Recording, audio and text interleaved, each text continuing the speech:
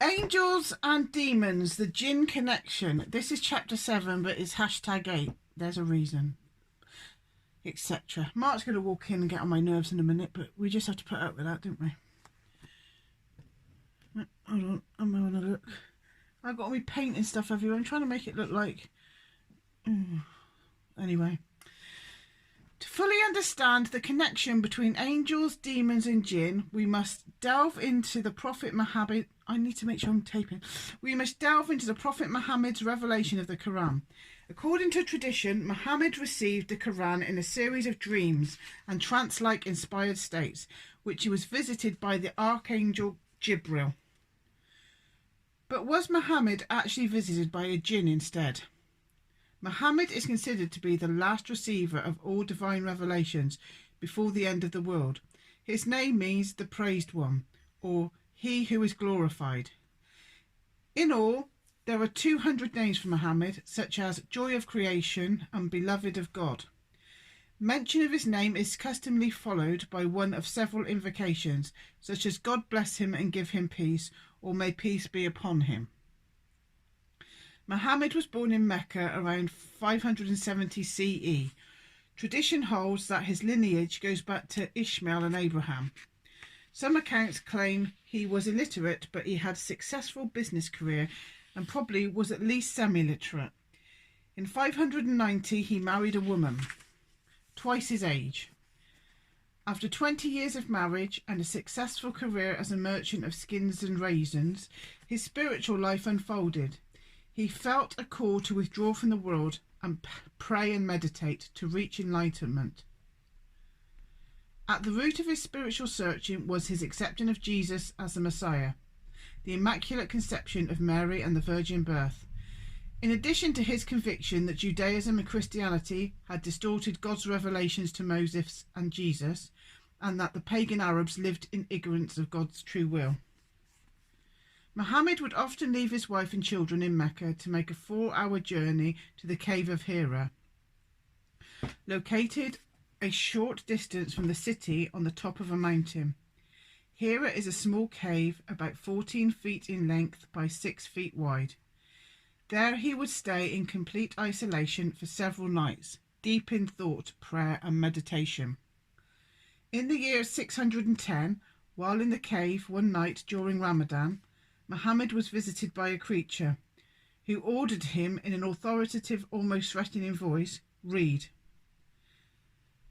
Muhammad replied to the creature, "I do not know how to read." The creature grabbed him with such a great force that he almost suffocated. It released him and repeated the same command 3 times. On the 3rd time, the creature gave him what later became the opening lines of Surah 96. Recite in the name of thy Lord who created man of blood coagulated. Read, thy Lord is most beneficent, who taught by the pen, taught that which they know not to men. I'm going to read that again. I don't think I did that justice. Recite in the name of the Lord who created man of blood coagulated.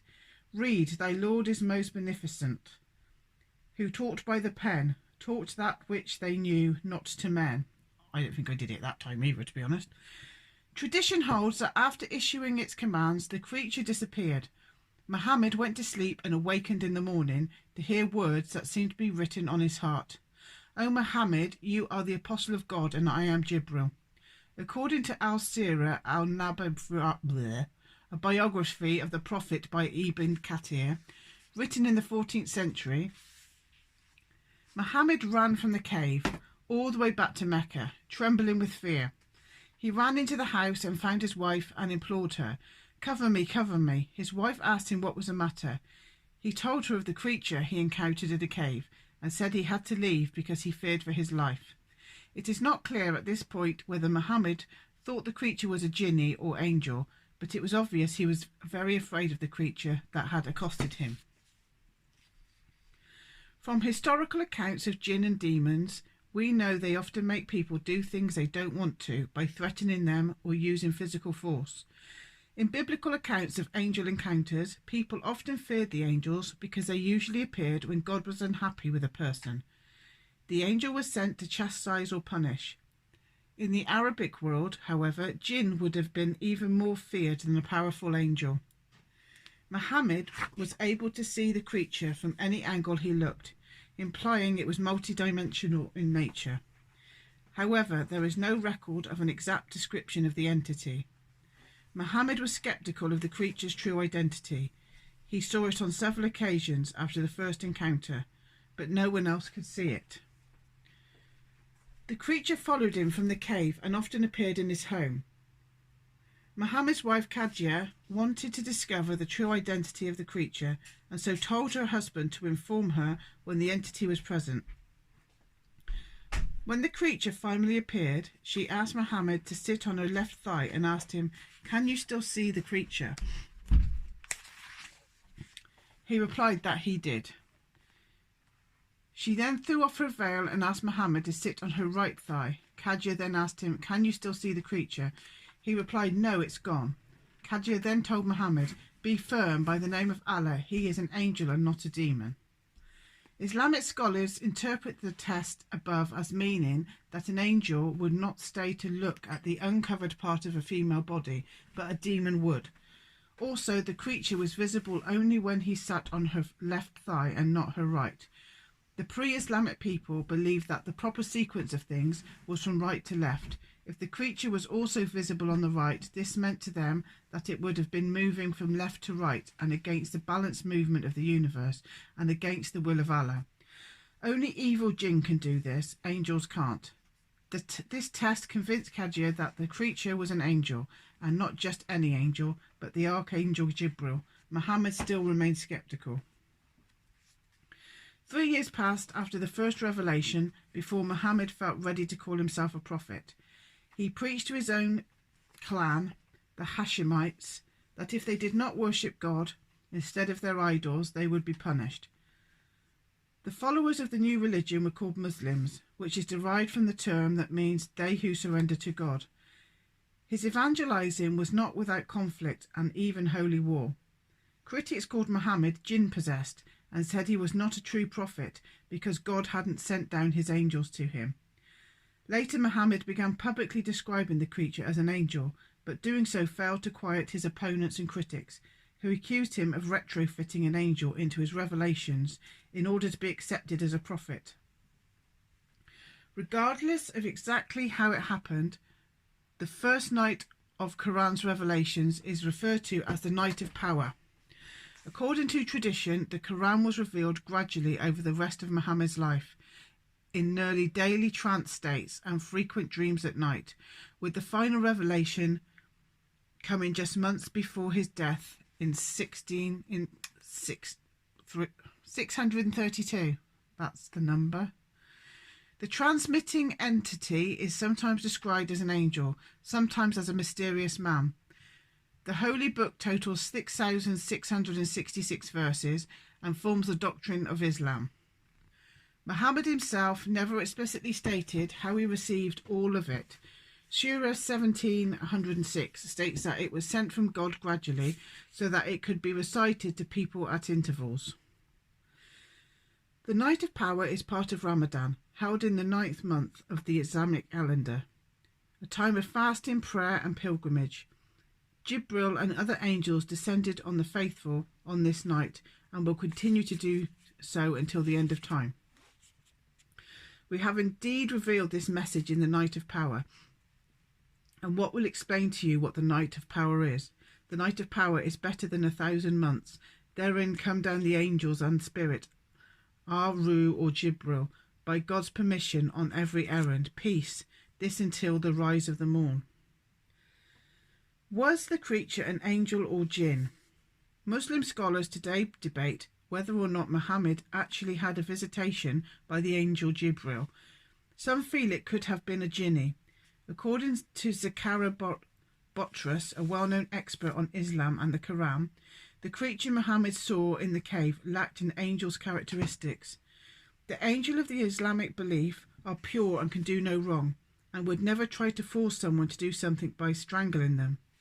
The entity that appeared to Muhammad greeted him with aggression and threats. We make no claims to know whether the Prophet Muhammad encountered an angel or a jinni, but whatever attended him in the cave succeeded in its task, for Islam is the largest of the world's major religions today. In discussing the events surrounding the revelation, we also are not diminishing or questioning the truth of the word of God as revealed to Muhammad.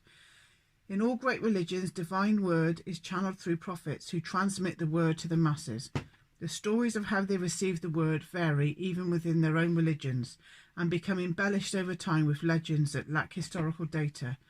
Details of events remain uncertain or obscure, but at the core is the word itself, to which the faithful anchor their spiritual lives.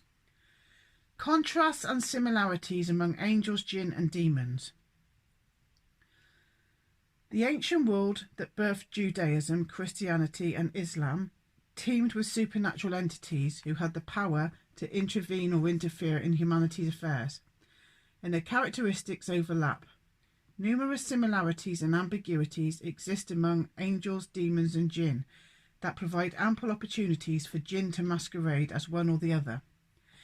In many ways, jinn resemble some of the descriptions of early angels in that they are capable of being either kindly and helpful toward people or coldly righteous and rigid. Jinn also embody the demonic traits of cruelty, deceit, destruction and chaos. In the ancient world, angels were God's divine messengers and were morally righteous, but they were capable of destroying entire populations without mercy.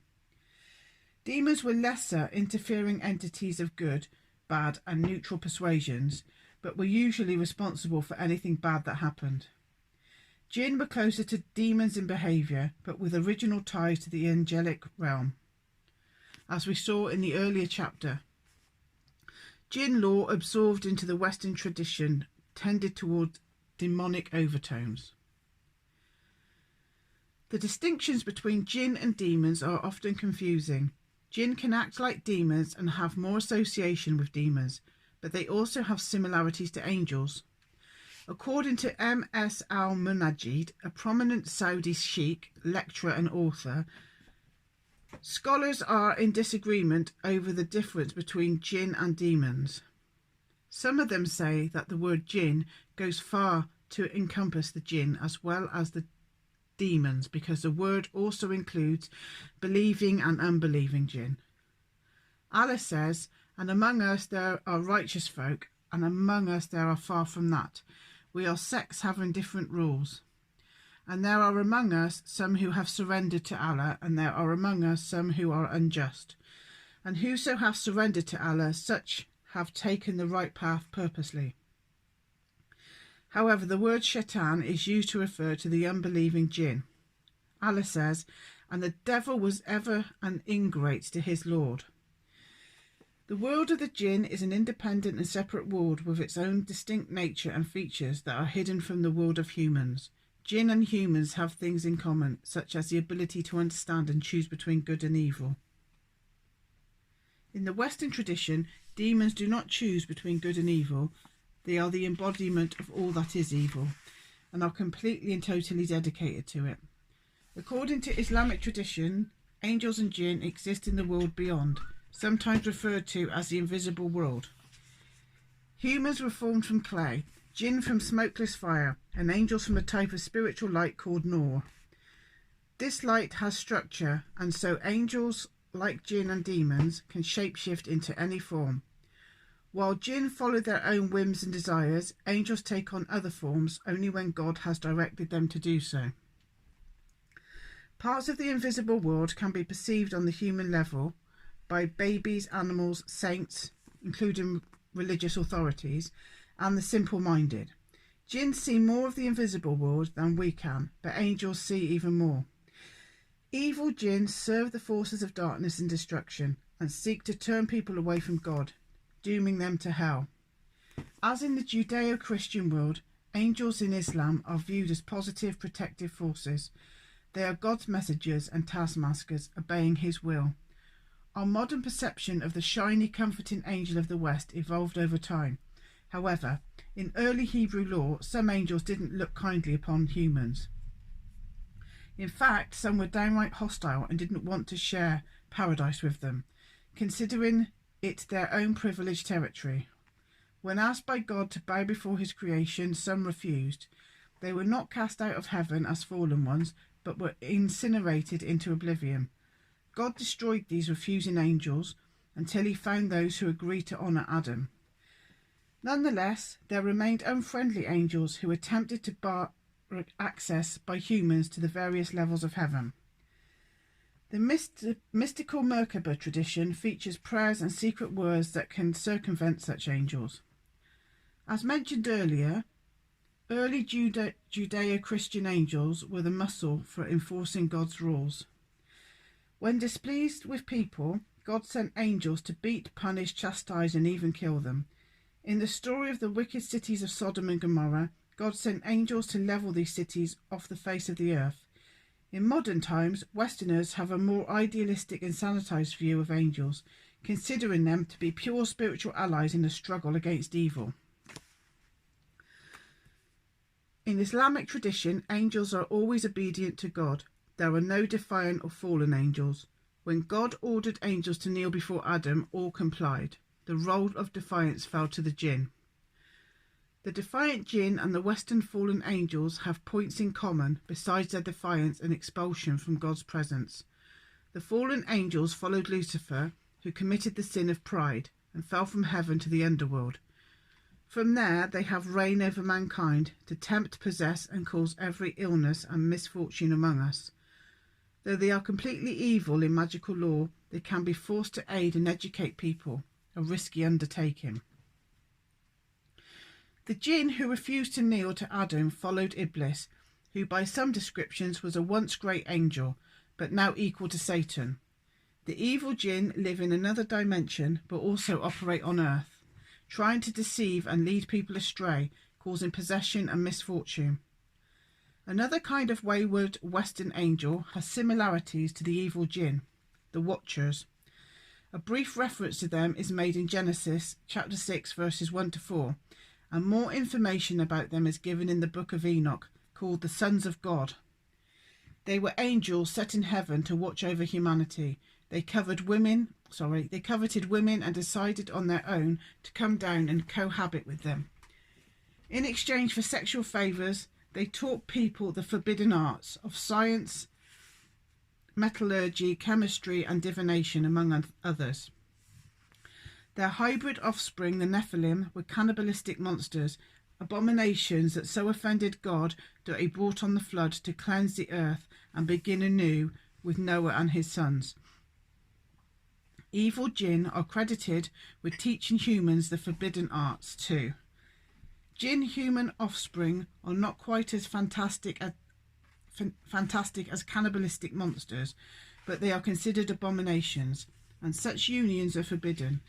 In both Western and Eastern traditions, angels act as a mouthpiece for God, who does not speak directly to people, with the exception of certain prophets. Ridiculous. Can you send him a text? Who? Come on now. No, I haven't got his number. A mouthpiece for God who does not speak directly to people, with the exception of certain prophets. Angels speak from behind veils or in revelations, dreams and visionary experiences. Guardian angels in the Quran. In both Christian and Muslim traditions, people are born with guardian angels that provide protection, guidance and companionship. The Christian guardian angel evolved from helping and protecting beings such as the Fravashi of Zoroastrianism. Bloody hell. Pre-existent souls with human angel characteristics who reside in homes and communities. The caribou of the Assyrians, half human, half animal, winged guardians of temples and buildings. The daemons of the Greeks, personal attendant spirits, and the genii of the Romans, guardians of places. The Bible does not refer specifically to guardian angels, but Psalm 91:11-13 does indicate that God provides angels to watch over people. He will give his angels charge of you, to guard you in all your ways. On their hands they will bear you up, lest you dash your foot against a stone. You will tread on the lion and the adder, the young lion and the serpent you will trample underfoot. In Islam, there are 2 recording angels who sit on either shoulder, recording all the thoughts and deeds of a person through life. Behold 2 guardian angels appointed to learn his doings, learn and note them, one sitting on the right and one on the left. Not a word does he utter, but there is a sentinel by him ready to note it. The record is presented after death in preparation for Judgment Day. In another tradition, 2 angels appear after death to ask a soul questions about its most recent life, and for the purpose of presenting a life record of good and bad thoughts and deeds. If they give the soul their book to hold in the right hand, it means that the soul will go to heaven. If they present it in the left hand, the soul will go to hell. Another tradition holds that one of the entities is not an angel, but a wicked jinni. The good angel whispers in one ear and the bad jinni whispers in the other, both in a battle for a person's moral conscience. The role of the bad influence in Western tradition falls to the demons, while angels are considered to be solely an influence of good. In addition to recording angels, Islam also holds that every person has a Karin, a special companion spirit or jinni permanently assigned to a person at birth. I don't know if I said that right, Qaran. Combines features of the Greek daemon who whispered both seduction and advice, and the Christian guardian angel. By some accounts, the Karin is ambiguous in intention, with the primary purpose to seduce and lead its assigned person astray by whispering temptations in the ear.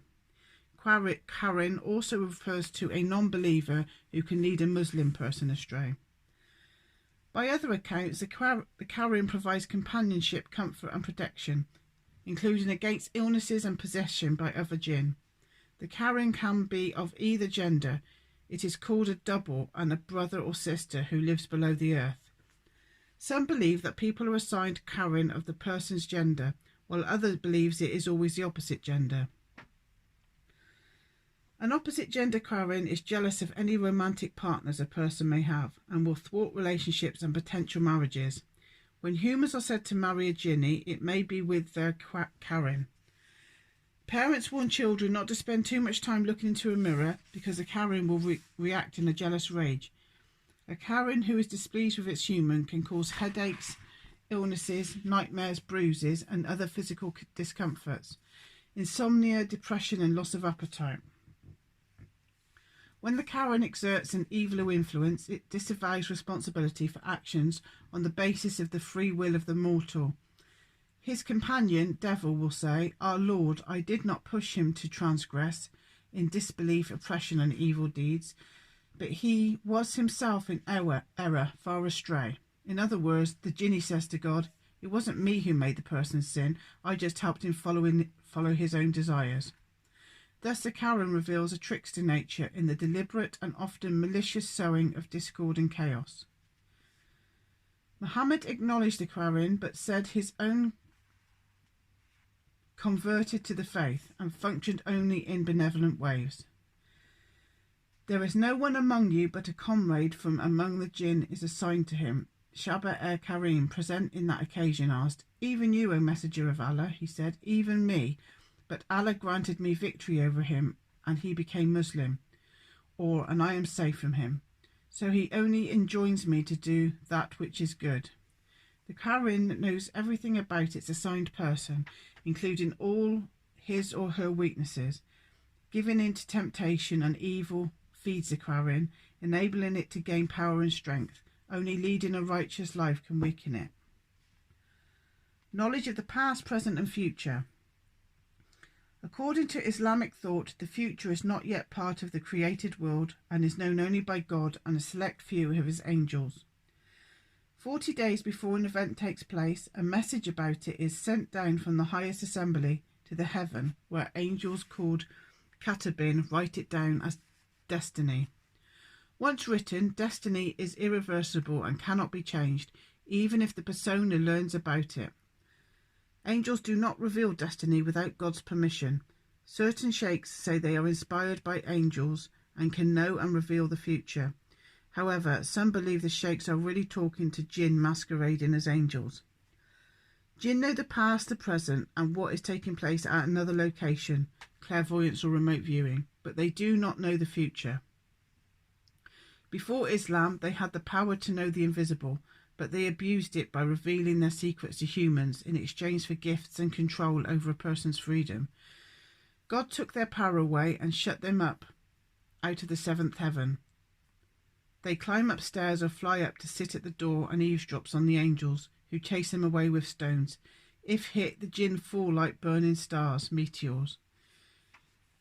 King Solomon proved the Djinn have no knowledge of the future by concealing his death, in order to show people that they should not let the Djinn fool humanity into thinking their ethereal counterparts ever had such knowledge.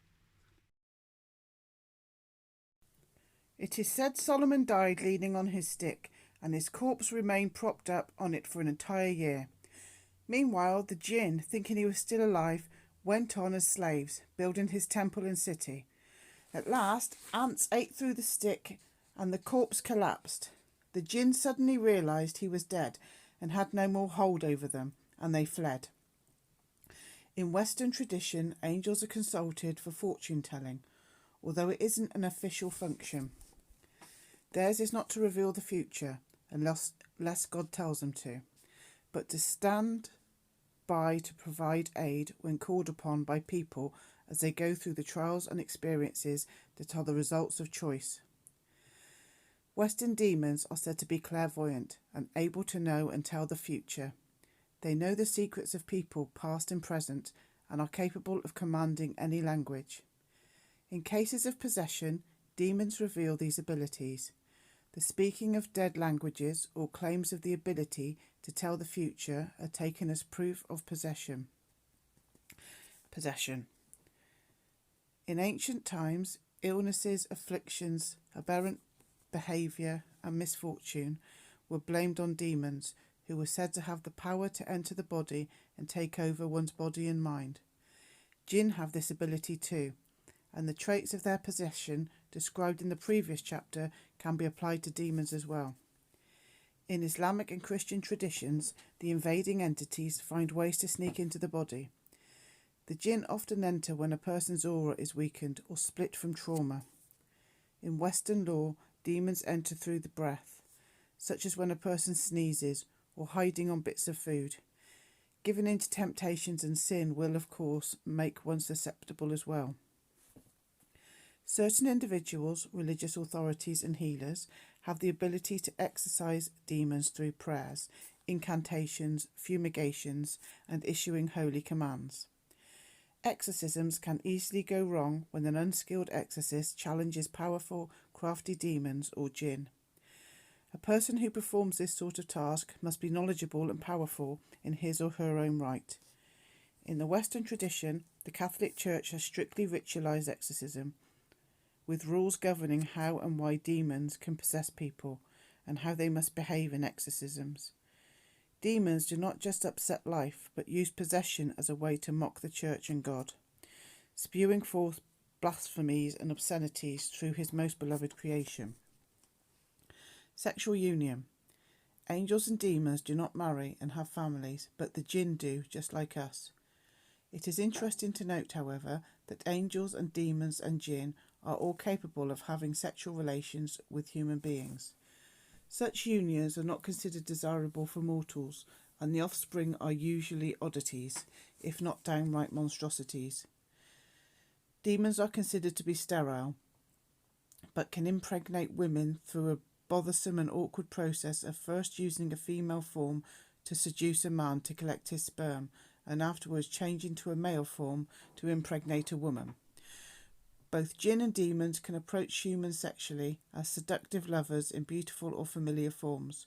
Certain demons, the incubi male and succubi female, are more sexually aggressive, especially in the cases of hauntings and possession. Eating and drinking. The angels and demons of Western law do not eat. In Genesis 18 and 19, two angels who are shapeshifted into the guises of men visit Abraham and tell him he and his elderly wife Sarah will bear a son.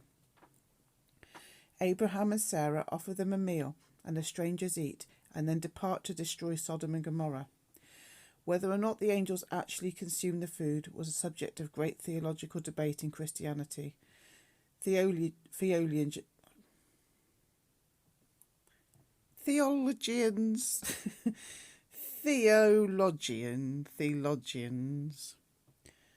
opined that angels, being non-corporeal, cannot eat, and so they only gave the illusion of eating in order to conceal their identities. Jinn eat and drink. They are allowed the bones over which the name of Allah has been said, and they can give animal dung to their own animals to eat. There are many more points of intersection among jinn, angels and demons, and we have summarised the most important ones in the table on the next 2 pages. Right. So this is a table on the next 2 pages. Oh, crikey. You probably noticed that my voice changed.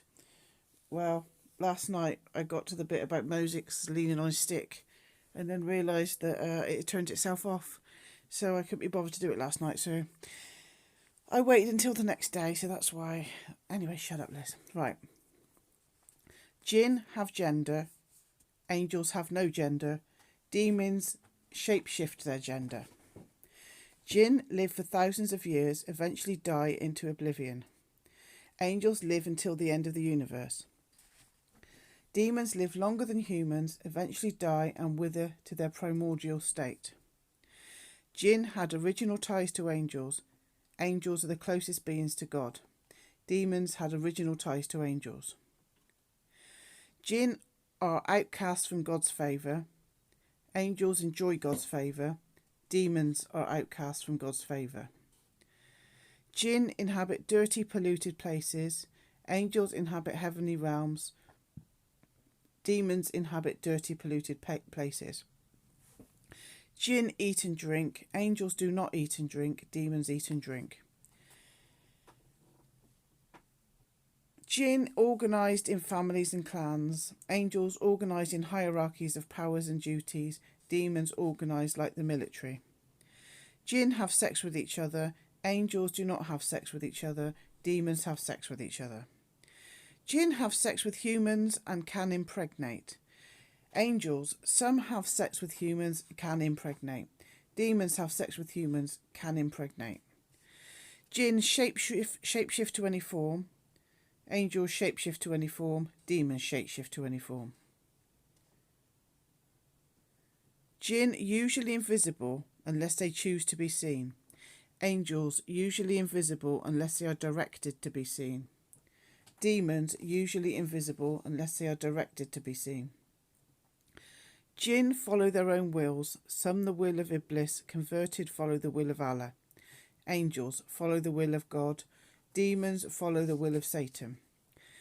Jinn, duty is to self and own agendas, some to Iblis, some to Allah. Angels, duty is to glorify God. Demons, duty is to Satan to subvert humans. Jinn, do not speak directly to God. Angels, speak directly to God. Demons, do not speak directly to God.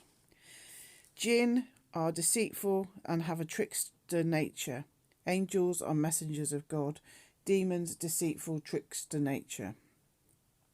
Jinn, opportunistic interference in human affairs. Angels, no intervention without direction from God. Demons, opportunistic interference in human affairs. Jinn cause illness, bad luck, misfortune. Angels provide support and help. Demons cause illness, bad luck, misfortune. Jinn possess humans and animals. Angels do not cause possession. Demons possess humans and animals. Jinn can enter dreams. Angels can enter dreams. Demon can enter dreams. Jinn, knowledge of present and past but not future. Angels, knowledge of past, present and future. Demons, knowledge of past, present and future. Okay. In closing, can't read. Making distinctions among supernatural entities and drawing boundaries is problematic at best. The problem increases in complexity when concerning the strongest and most prominent forces who represent the absolutes of good and evil. The nature, characteristics and traits of entities often blur together. They are not either or, but both and. For example, Can we confidently recognise an angel as an angel, certain it is not something else in disguise? The Djinn are renowned for masquerades, and so are demons in the Western supernatural world. St. Paul observed, and no wonder, for Satan himself masquerades an angel of light. Here we go again. Theologians,